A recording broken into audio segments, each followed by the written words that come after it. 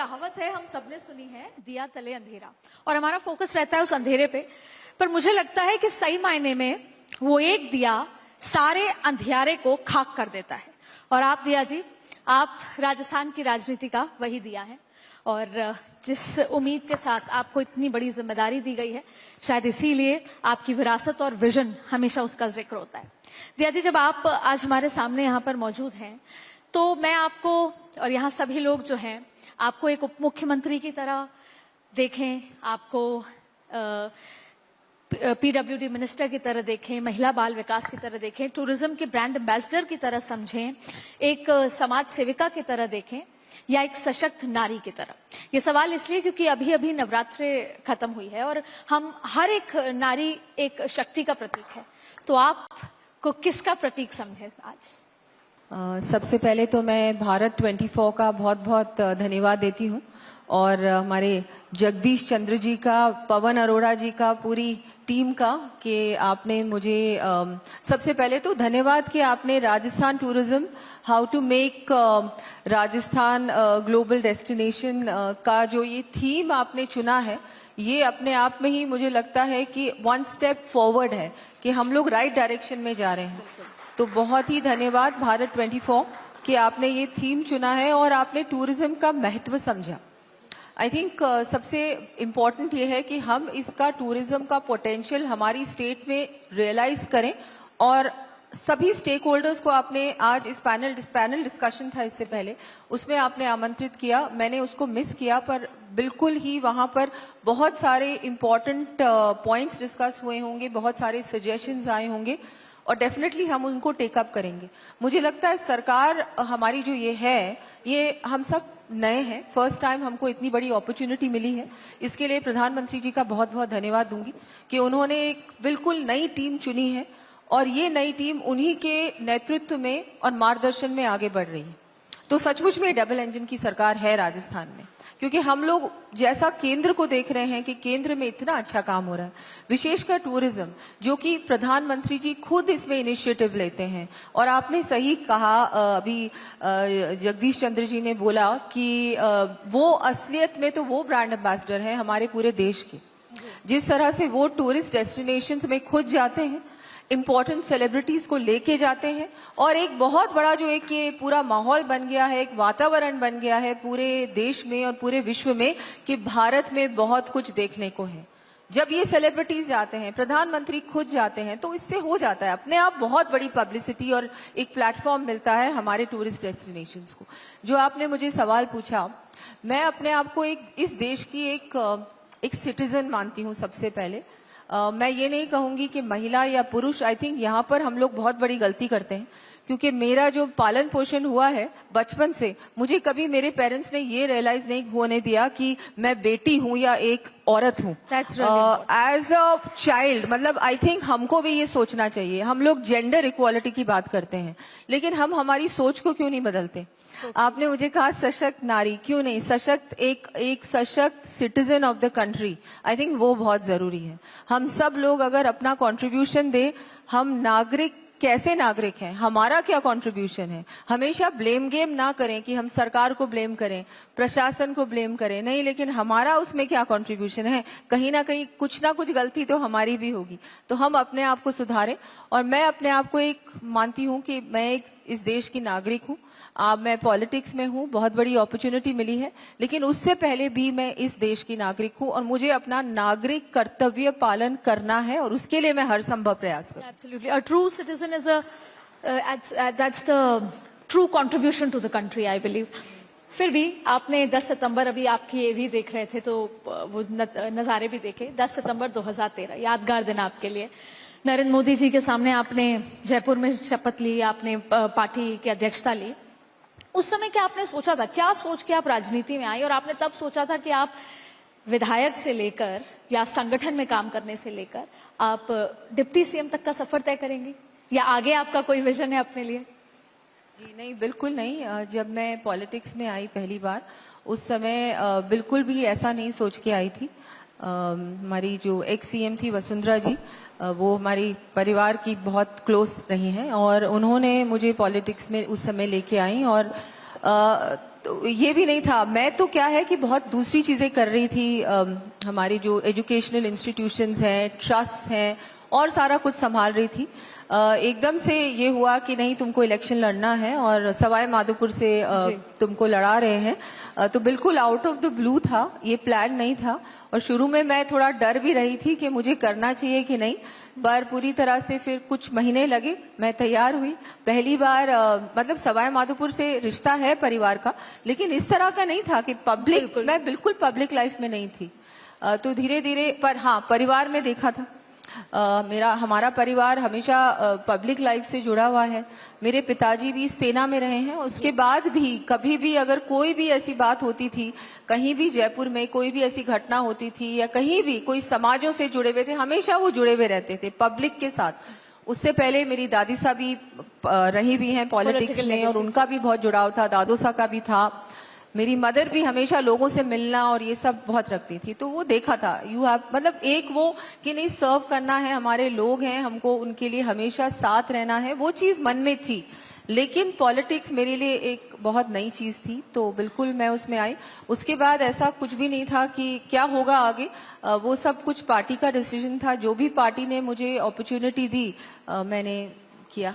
मैंने एक नोटिस, बहुत लंबे समय जब मैं पॉलिटिक्स कवर करा या जब भी हम जाते हैं, तो एक क्रेज होता है राज परिवार के लिए, उनके सदस्यों के लिए। आपको लगता था जब आप 2013 10 सितंबर से पहले और अब में जब जनप्रतिनिधि के रूप से आप में गई, तो जनता का रिएक्शन, क्योंकि वो सब देखना चाहते हैं कि कैसे होते हैं राजा महाराजा राजकुमारी, कुछ डिफरेंस लगा आपके अंदर या लोगों के अंदर आपके लिए? ये तो मैं नहीं बता पाऊंगी कि लोग क्या सोचते हैं या नहीं सोचते, पर आई थिंक एक बार तो ठीक है, आप अपनी फैमिली बैकग्राउंड की वजह से आप एक इलेक्शन ज्यादा से ज्यादा निकाल लोगे, जीत जाओगे, उसके बाद आपको परफॉर्म करना पड़ता है जी। और वो मुझे लगता है मैंने प्रयास 100% किया। चाहे मैं एमएलए थी सवाई माधोपुर से उस समय, या मैं राजसमंद से जब सांसद थी उस समय, और अब मैं जो विद्याधर नगर से एमएलए हूँ अभी। और हाँ, अब ये इतनी बड़ी अपॉर्चुनिटी है, इसमें भी प्रयास करेंगे कि जितने भी आप लोगों ने इतने एक्सपेक्टेशंस इतने ज्यादा हैं, और क्यों ना हो, मोदी सरकार है तो डेफिनेटली भारतीय जनता पार्टी की सरकार और प्रधानमंत्री जी के नेतृत्व में एक्सपेक्टेशंस भी बहुत हैं, तो उस पर खरा उतरने का प्रयास करेंगे।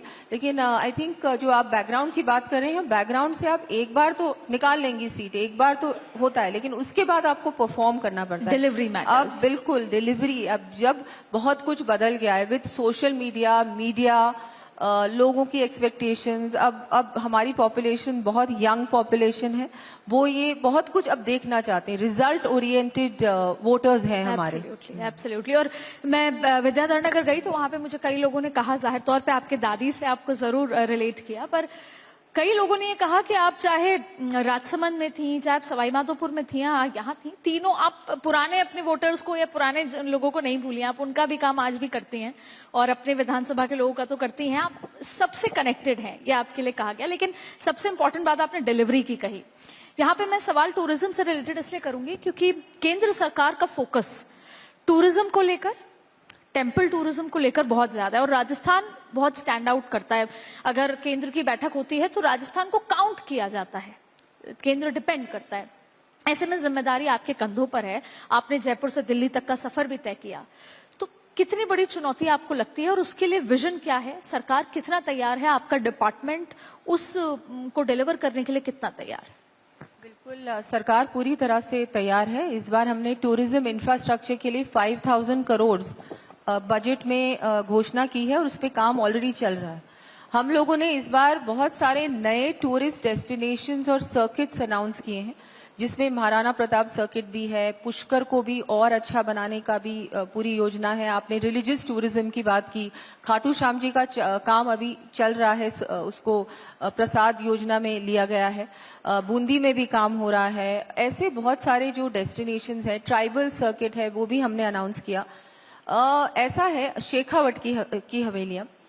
तो देखिए, हमारे जो ये मुख्य टूरिस्ट सिटीज हैं, जयपुर, जोधपुर, उदयपुर, यहाँ तो लोग जाते ही हैं, लेकिन हम लोग ये चाहते हैं कि नए टूरिस्ट डेस्टिनेशंस डेवलप हो और उसके लिए और लोग ज्यादा समय बिताएं राजस्थान में।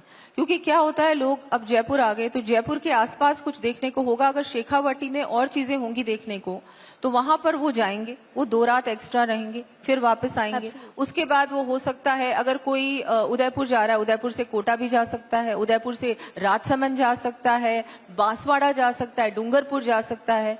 तो ये जो हम लोगों ने किया है। फिर हम लोग हमारे बॉर्डर जो हमारे एरियाज हैं, बॉर्डर जैसे जैसलमेर है, बाड़मेर है, बीकानेर है, वहां पर भी हम लोग प्रयास कर रहे हैं कि हम लोग कुछ नया करें, नए ऐसे स्पॉट्स डेवलप करें, चाहे वो रिलीजियस हो, चाहे वो रूरल हो, चाहे वो वाइल्ड लाइफ से जुड़े हुए हो, उन चीजों को डेवलप किया जाए और उनका थोड़ा सा और प्रचार किया जाए।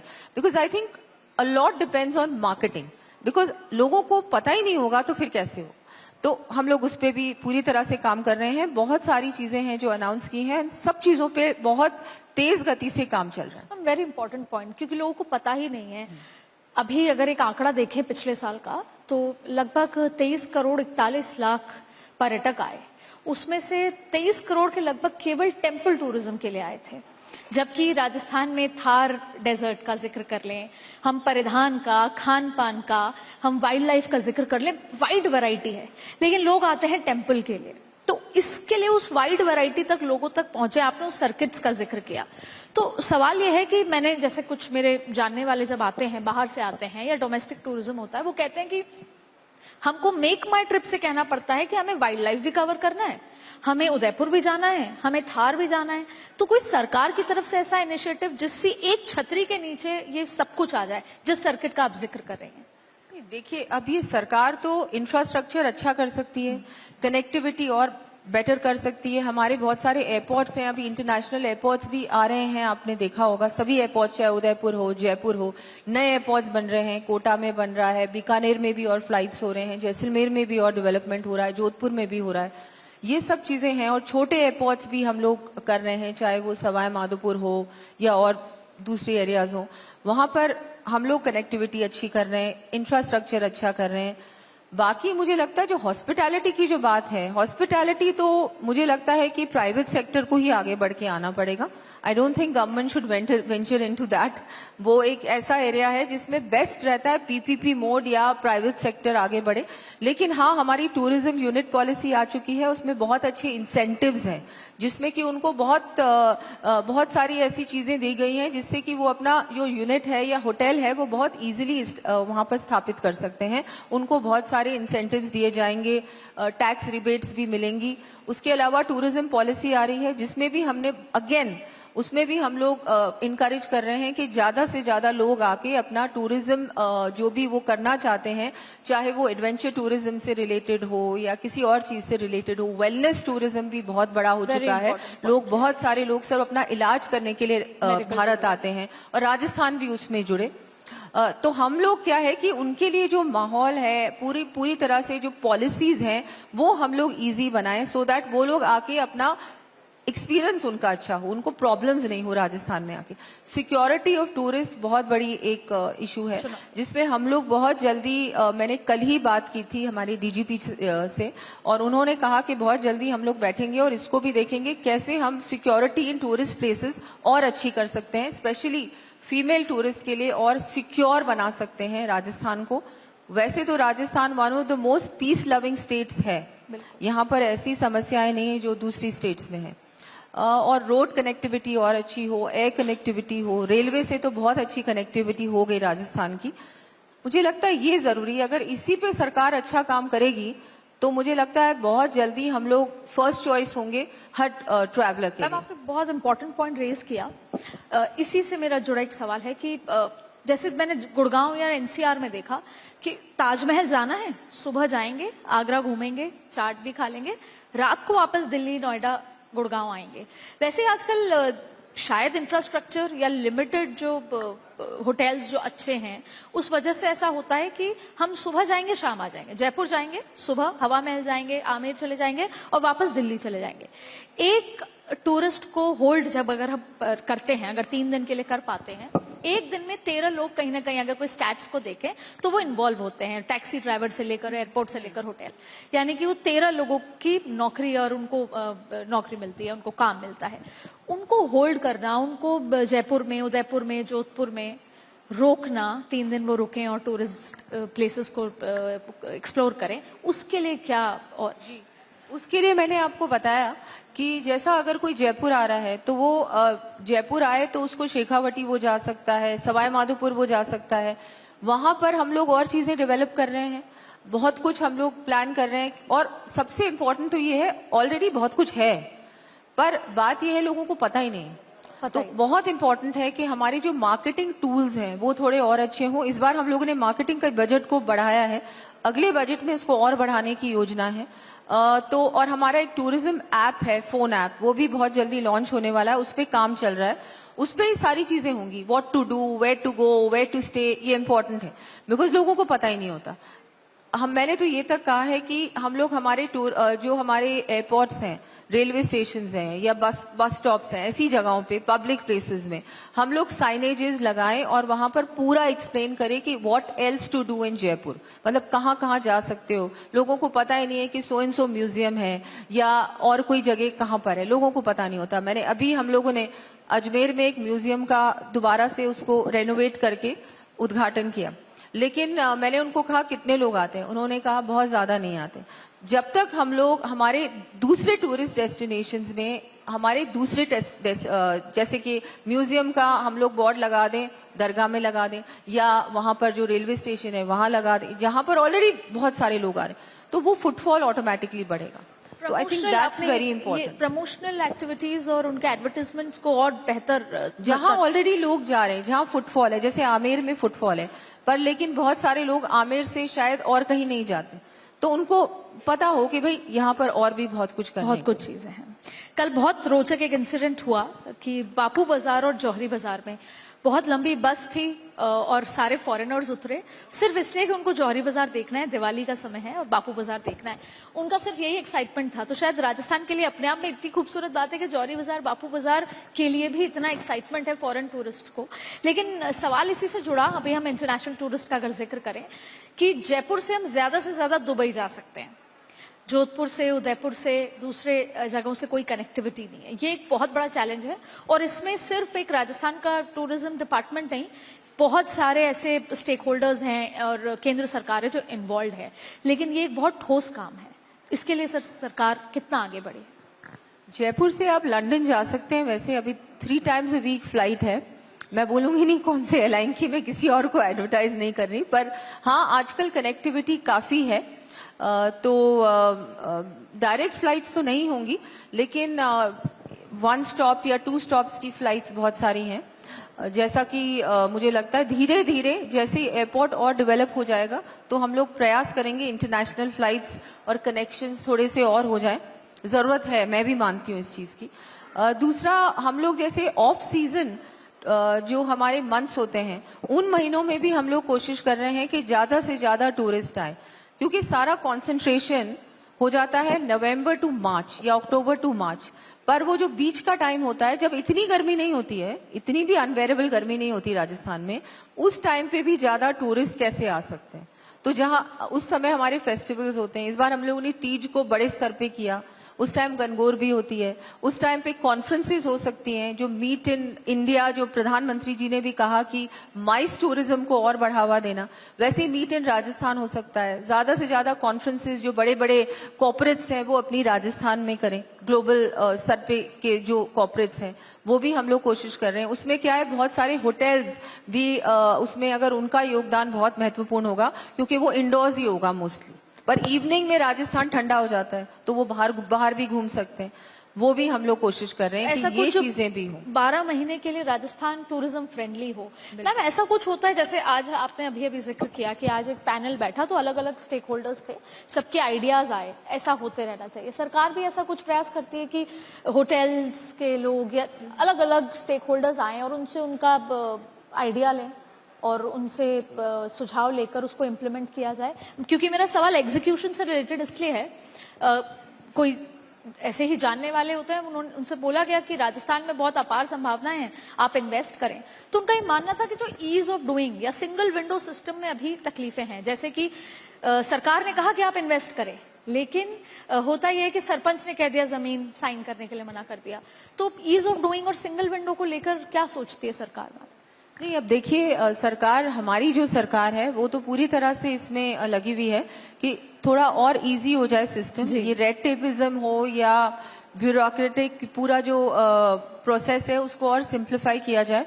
हमारे डिपार्टमेंट में तो सिर्फ हम लोग ने 1 या 2 अधिकारी हैं, वही लोग इसको हैंडल करते हैं। और इवन सीएमओ में अब उन्होंने नोडल ऑफिसर्स अपॉइंट कर दिए हैं राइजिंग राजस्थान के बाद, कि वही लोग पर्टिकुलर अलग अलग डिपार्टमेंट्स का वो लोग देखेंगे। तो प्रयास चल रहा है। आई थिंक इसमें टाइम लगता है, कोई भी चीज या कोई भी परिवर्तन लाने में और परिवर्तन एक्चुअल में सेट होने में भी टाइम लगता है, माइंडसेट चेंज होने में भी टाइम लगता है। तो बिल्कुल, पर हम लोग जा रहे हैं, राइट डायरेक्शन में जा रहे हैं और होपफुली ये चीजें अब बहुत इजीली हो जाएंगी। मैम, जैसे 13% राजस्व रेवेन्यू हम टूरिज्म से राजस्थान में एक्सपेक्ट करते हैं। जब केंद्र सरकार कहती है कि 2047 का विजन है या तीसरी अर्थव्यवस्था तक पहुंच रहा है, तो उसमें राजस्थान का चाहे मेडिकल टूरिज्म हो, चाहे टेम्पल टूरिज्म हो और चाहे एक जेनरिक टूरिज्म हो, उससे राजस्थान में भी कितनी नौकरियां सृजन हो सकती हैं? टेंटेटिव अगर कुछ आइडिया, क्योंकि बहुत नौकरियां मिलेंगी और देश भर में कितना सपोर्ट जीडीपी के लिहाज से मिलेगा? बिल्कुल, संभावनाएं बहुत है। जैसे आपने कहा 13% जो हमारा कंट्रीब्यूशन है इकोनॉमी में, लेकिन ये 13 से बढ़कर एटलीस्ट 25% इफ नॉट 50% हो सकता है।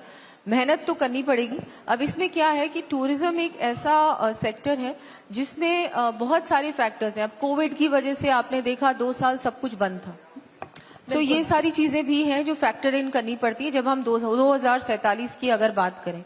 लेकिन हाँ, कोशिश पूरी है कि हम लोग कैसे इस सेक्टर को और बढ़ा सके, कैसे हम लोग हमारे ज्यादा से ज्यादा टूरिस्ट भी आए, ज्यादा से ज्यादा हॉस्पिटैलिटी वेंचर्स भी यहाँ पर हो, और भी बिकॉज सब कुछ आजकल एक्सपीरियंस है। हर टूरिस्ट अब चाहता है कि हर बार, अब रिपीट टूरिज्म है वो भी इम्पोर्टेंट है। एक बार आ गए उसके बाद दोबारा क्यों आऊं मैं राजस्थान? कुछ पर राजस्थान में वैसे देखने को बहुत कुछ है और हर तरीके की चीज है। मतलब कि उदयपुर और जयपुर और बीकानेर और जोधपुर इटसेल्फ में सब कुछ अलग है। दोनों, कोई भी सिटीज एक सी नहीं है, खान पान भी अलग है, सब कुछ अलग है। मतलब ये तो रिपीट टूरिज्म की संभावनाएं बहुत है राजस्थान में। मेरा ये वापस से मैं घूम फिर के एक चीज पे आऊंगी कि हमको थोड़ा सा अग्रेसिवली मार्केट करना पड़ेगा, वो जरूरी है। और आजकल तो सोशल मीडिया है, आजकल तो हर प्रकार के टूल्स हैं, उसको लेकर हम लोग और कोशिश करेंगे कि राजस्थान को हम लोग, क्योंकि राजस्थान में सब कुछ है, ऐसा कुछ भी नहीं है कि नहीं है। लोग दूसरी स्टेट्स में क्यों जाएं, यहाँ पर सब कुछ है, लेकिन थोड़ा और जरूरत है अग्रेसिवली मार्केट करने की। और पोटेंशियल बहुत है जॉब क्रिएशन में। तो टूरिज्म एक ऐसी चीज है जिससे not just 15 people get employment, I think more people get. अभी आपने बताया 14-15 लोगों को एम्प्लॉयमेंट मिलती है डायरेक्टली और इनडायरेक्टली ऑन वन टूरिस्ट, पर उससे ज्यादा भी मिल सकती है। ये है कि थोड़ा और जरूरत है कि और नई चीजें हों, और नए डेस्टिनेशंस डेवलप हो, और नए एक्सपीरियंसेस डेवलप हो। बिल्कुल, आपने खान पान का जिक्र किया, इससे मुझे आपसे पूछना पड़ेगा। ऐसा होता नहीं कि जयपुर आए तो कोई ये नहीं बोले कि प्याज की कचौड़ी ले आना या मिर्ची बड़ा। आप खाती हैं प्याज की कचौड़ी? मैं दोनों खाती हूँ। नहीं, कभी कभी खाती हूँ लेकिन लोगों को खिलाना पड़ता है, लोगों को खिलाना पड़ता है, क्योंकि सब जो भी गेस्ट आते हैं, टूरिस्ट आते हैं, लोग मिलने आते हैं, वो हमेशा चाहते हैं कि हमको ये जरूर होना चाहिए। तो प्याज की कचौड़ी, मिर्ची बड़ा और जलेबी आपका डेली में मान ले? डेली नहीं नहीं, पर हाँ, हो ही जाता है, कभी ना कभी होता ही है। बिल्कुल। मैम, कितना डिफिकल्ट होता है कि आप राजघराने की परंपराओं को आगे बढ़ाना और साथ में एक जनप्रतिनिधि जो पॉलिटिकल लेगेसी और पॉलिटिकल लेगेसी दोनों को एक साथ आगे बढ़ाना? नहीं, वो तो मुझे लगता है, अब देखा जाए तो किसी जमाने में तो इंटरकनेक्टेड ही था, तो अभी ऐसा नहीं। आई थिंक मैंने जैसे आपको कहा कि बचपन से मैंने देखा है कि मेरे चाहे पेरेंट्स हो, ग्रैंड पेरेंट्स को तो इतना नहीं देखा क्योंकि मैं बहुत छोटी थी, लेकिन सुना है। और मुझे लगता है कि वो एक नेचुरल चीज होती है कि मतलब आप बचपन से देख रहे हो कि सब आ रहे हैं मिलने के लिए, और एक सेंस ऑफ रिस्पॉन्सिबिलिटी जिसको कहते हैं, वो चीज मैंने देखी है, मेरे पेरेंट्स में भी है और मुझ में भी, मुझे लगता है कहीं ना कहीं वो संस्कार ऐसे आ ही जाते हैं। तो ऐसा मुझे नहीं, कभी भी ऐसा नहीं लगा कि ये बिल्कुल अलग है और ये बिल्कुल अलग है, ऐसा कभी नहीं लगा। और ये एक ऐसी चीज है, एक बार अगर आप पॉलिटिक्स में होते हो तो या जनता की सेवा में होते हो, किसी भी प्रकार से आप सोशल वर्कर भी हो सकते हो या आप किसी भी प्रकार, जरूरी नहीं है कि पॉलिटिक्स ही हो। अगर आपको जनता की सेवा करनी है, समाज की सेवा करनी है या कुछ अच्छा काम करना है तो किसी भी सेक्टर में हो सकता है। तो वो तो ऑटोमेटिकली पब्लिक इंटरैक्शन तो वहां भी होगा, चाहे एडमिनिस्ट्रेटिव सर्विसेज में भी होता ही है ना। तो ऐसा नहीं है, आई थिंक ऐसा कभी मेरे दिमाग में भी नहीं आया और आई थिंक ये हो जाता है अपने आप। बहुत बहुत शुक्रिया दिया जी। और हमने दिया जी को सुना और एकदम बेबाक और क्लैरिटी के साथ उन्होंने बताया कि टूरिज्म विभाग को लेकर उनकी क्या क्लैरिटी है, कैसे प्रमोशन की जरूरत है और शायद इसीलिए उनके कंधों पर विरासत, विकास और इस टूरिज्म की बड़ी जिम्मेदारी आपको दी हुई है। बहुत बहुत शुक्रिया दिया जी, बहुत बहुत आज धन्यवाद। शामिल होने के लिए। बहुत